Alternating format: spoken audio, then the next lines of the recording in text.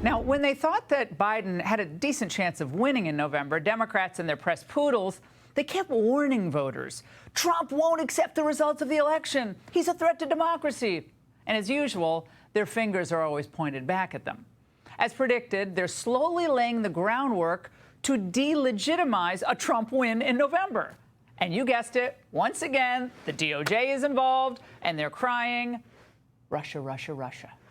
An announcement from the Department of Justice today about a crackdown, an effort to interrupt a Russian state-sponsored bot operation, AI-fueled operation, to denigrate politicians in the United States and elsewhere.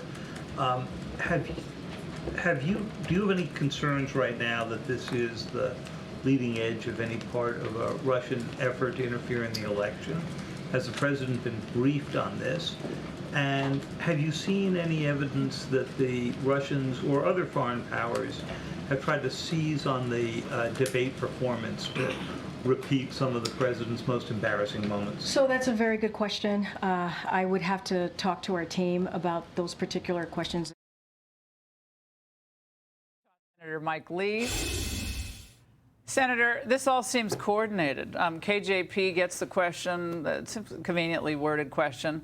And late today, the Office of the Director of National Intelligence warned that Russia is the primary threat to our elections and that they're already seeing Russia target specific voter demographics, promote divisive narratives, and denigrate specific politicians, including, wait for it, in swing states. This is as, and we're going to get into the polling later, but all these swing states coming out for Trump. So if Trump wins, Senator, it's all because of Putin. And if you repeat any of the criticisms of the debate, you're just like Putin. Right. They want us to picture this barrel-chested Russian guy masterminding all of this. And look, I don't know what they're up to. They're a bad regime. They do bad things. We should assume that everybody's trying to interfere with our elections all the time. And we do the same thing with other countries. They're resurrecting this campaign of calumny, always against Donald Trump and always coming back to their own focus.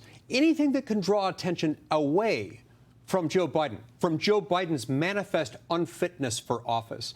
They're dusting off their Russiagate plan from 8 years ago. This is sad.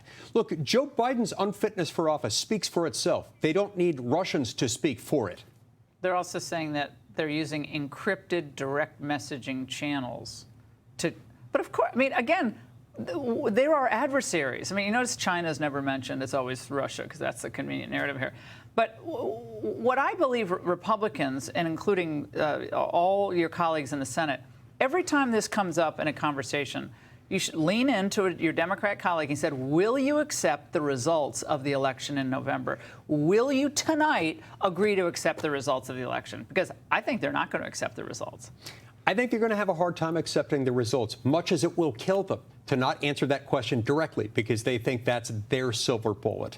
But look, this is also dangerous, Laura. Look, insofar as Russia is committing crimes against Americans, that ought to be investigated, and that's an issue. But what troubles me here is that they're using this in such a transparent way to play politics with a foreign adversary that can be dangerous. These are high-stakes games they're playing, and I don't think it's appropriate. And Biden thinks the big NATO anniversary, that will be part of his relaunch effort. You know, he didn't fall off the stage tonight with the NATO speech and gave the German chancellor, Presidential Medal of Freedom.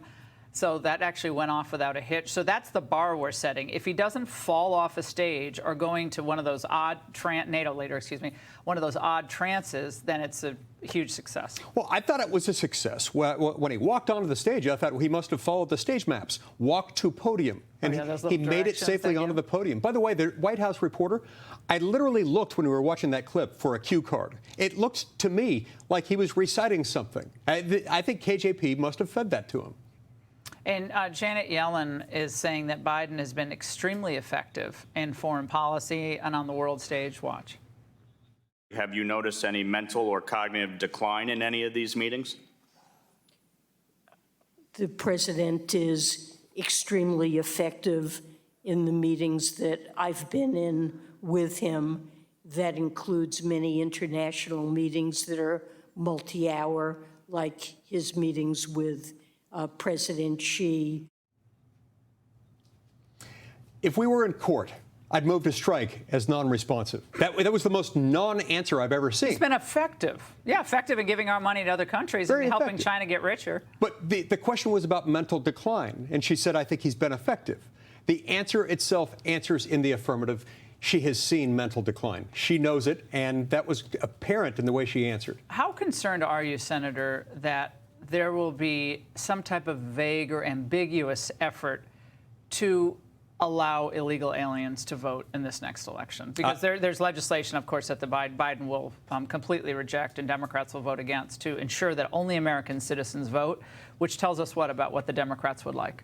The combination of ballot harvesting and the National Voter Registration Act and the way it was interpreted by the Supreme Court a few years ago makes it a virtual certainty that there will be that effort. Doesn't mean that the illegal aliens themselves will cast the votes.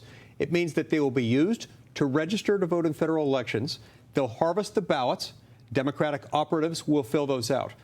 And look, President Biden came out in open opposition yesterday to the SAVE Act, a bill I've introduced in the Senate, Chip Roy in the House, that would require that only U.S. citizens can vote and that you have to show some sort of proof of citizenship. They're for democracy, though, Senator. They're for election integrity and for preserving democracy. I don't think that word means what Democrats think it means. All right, and we're going to talk to Speaker Johnson about the SAVE Act and what it means for the country. Thank you so much, Senator. Great to see you, as always. Hey, Sean Hannity here. Hey, click here to subscribe to Fox News YouTube page and catch our hottest interviews and most compelling analysis. You will not get it anywhere else.